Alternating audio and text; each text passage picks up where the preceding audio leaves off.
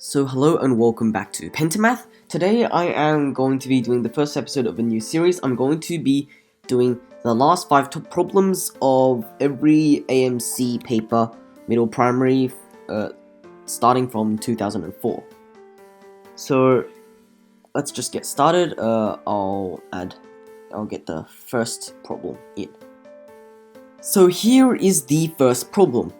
A cube has numbers 1 to 6 written on its faces in such a way that the numbers on opposite faces always add up to 7.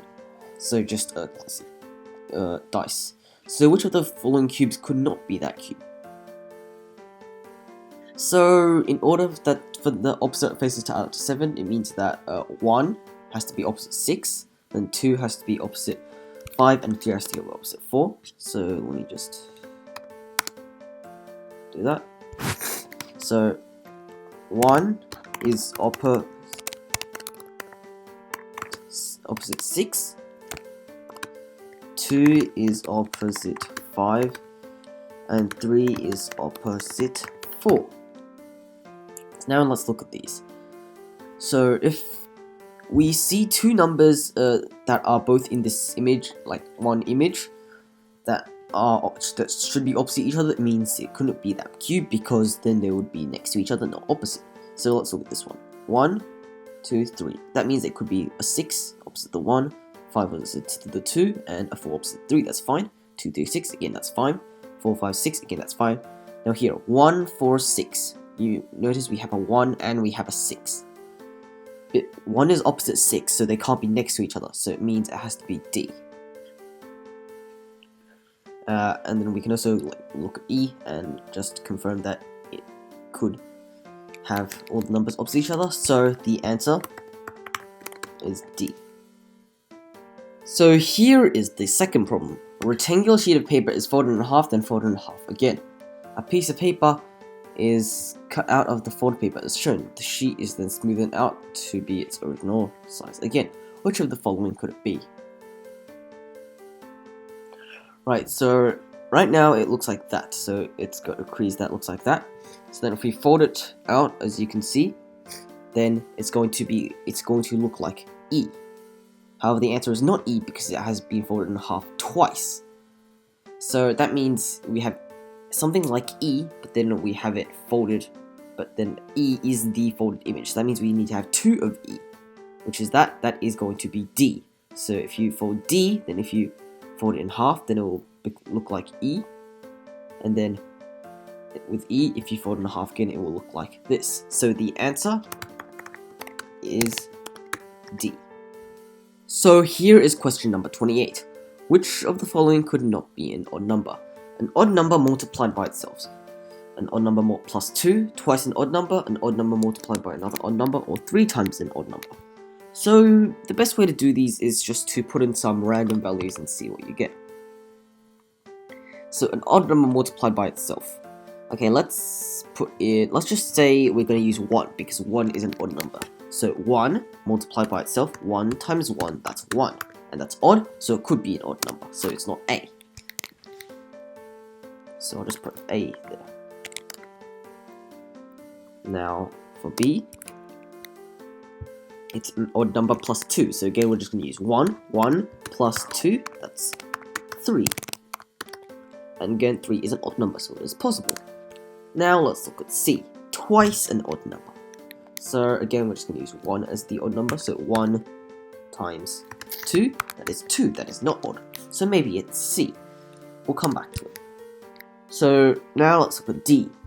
D is an odd number multiplied by another odd number. So let's say the odd numbers are 1 and 3. 1 times 3, that's 3. And again, that's an odd number. So that means it works. And for the last one, 3 times an odd number. Let's just do 1 and then 1. If we do 3 times 1, that is going to be 3. So again, that is an odd number. So that means the only one that could not be an odd number is C. Why? Well, it's actually a pretty easy explanation. Any number, x, if you multiply it by 2, then it'll become 2x, which is an even number. So twice a number is always an even number. So the answer is C. Here is problem 29. You roll 2 6-sided dice and add the two numbers together. What result is the most likely? So what you should do for this one is you use a table.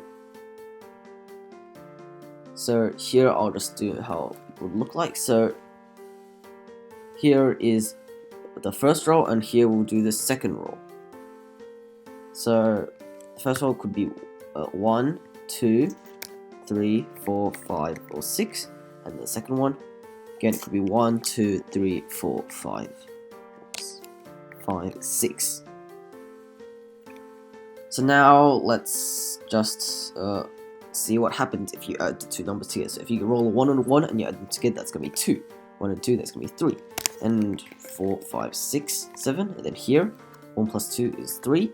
2 plus 2 is 4. 2 plus 3 is 5, and so on. So I'm just going to keep filling this in. So to get the result that is the most likely, all we have to do is just see which number in this box here appears the most. So, well, of course, we're ignoring the ones at the left and at the top, because those are our individual dice rolls. So there's 1, 2, there's 2 3s, there's 3 4s, there's 4 5s, there's 5 6s, there's 6 7s, and you can see it's following a pattern, it's just going up, but now you get 5 8s, so now it's going down. It's 4 9s, 3 10s, 2 11s, and a 12. So as you can see, we have the most 7s, we have 6 7s, so that means the answer would be 7. So the answer is E.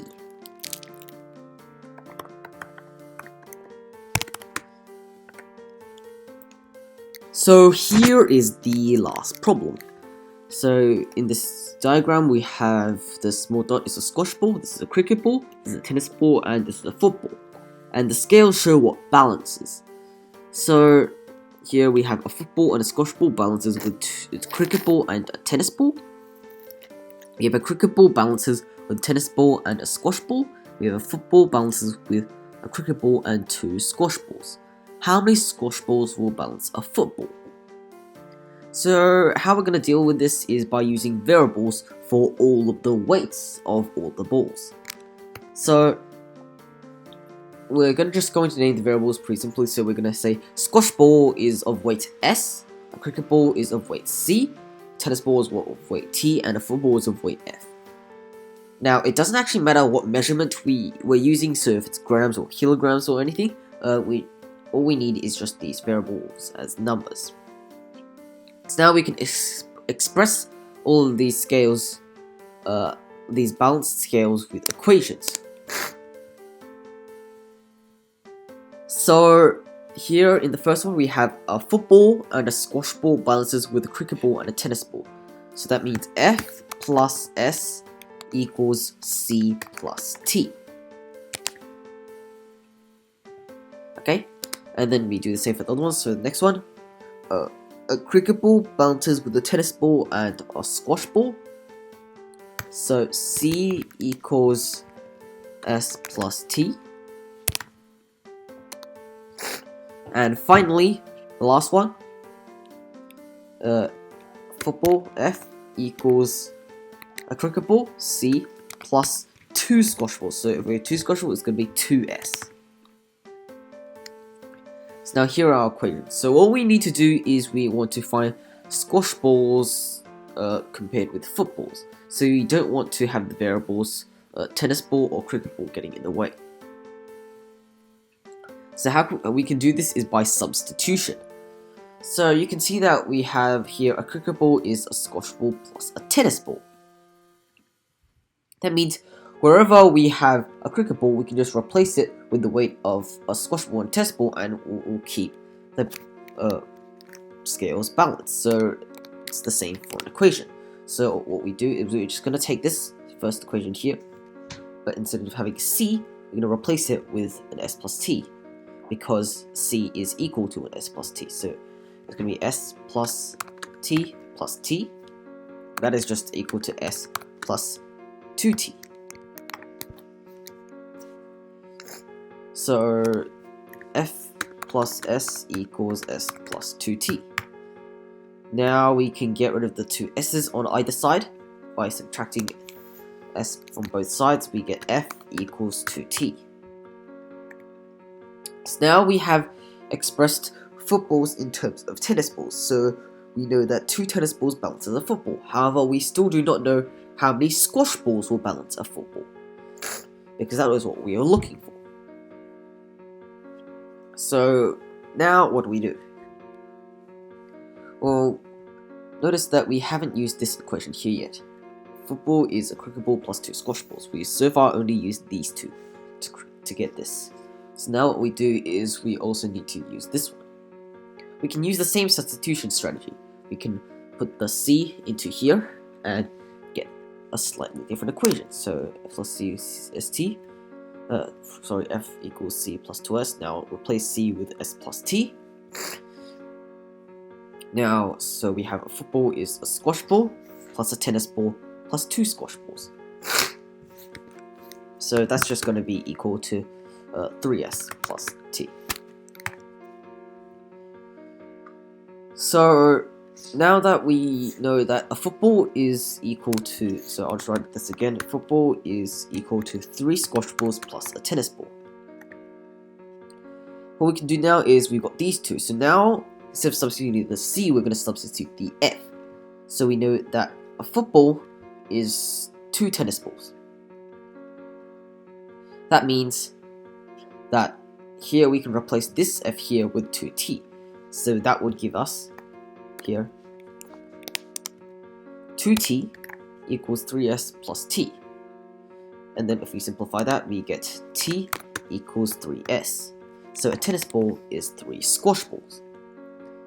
And actually that's all we need now, because now if we go back to this equation here, f equals 2t, we can substitute this t into there, and then that means we have expressed footballs in terms of squash balls only.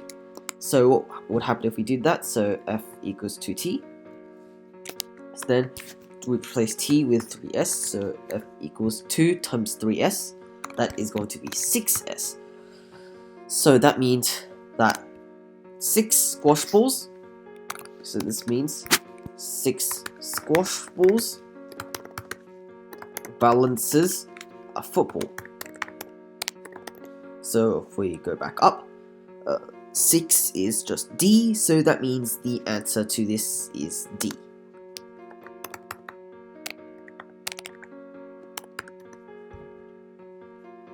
So that's it for this video. Thank you for watching. If you found this video interesting and or helpful, then please like and also subscribe so that you get notifications for upcoming videos. If you want to check out more of these videos, then if they're already out, then you can visit the playlist. I'll link to that again in the description. And otherwise, I think I'll see you in the next video.